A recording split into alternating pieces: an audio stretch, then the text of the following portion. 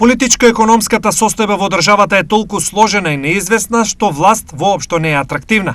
Секој нормален власт сега не би прифатил, изјави председателот на државата Стево Пендаровски во емисијата Клик Плюс. Имаме една мултиплицирана криза.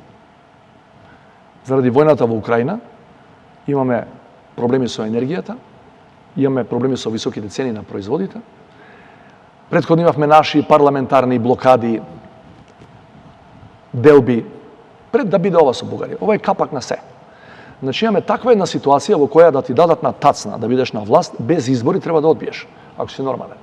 Од овие причини, изјави председателот Пендаровски, потребен е двопартиски консензус. Да направиме двопартиски консензус, значи власта и опозицијата, сакаме ли понатаму да одиме према уставни промени при ваква констелација во Брисел? Можеме ли, ама заеднички, не само ја и не само ти, заеднички да процениме дали ќе биде подобро, има ли подобро надвор од континентот, ако има, ама заеднички да направиме консензус.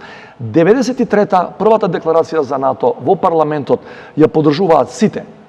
Тогашната опозиција, ВМРО, ДПМН, предлага членство во НАТО, тогашната власт, СДСМ и другите се согласува.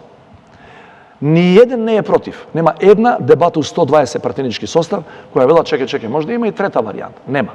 Во однос на инцидентите на протестите и нивна можна ескалација, Пендаровски смета дека прсти во ова имаат други земји, бидејќи нивни луѓе овде веќе делуваат.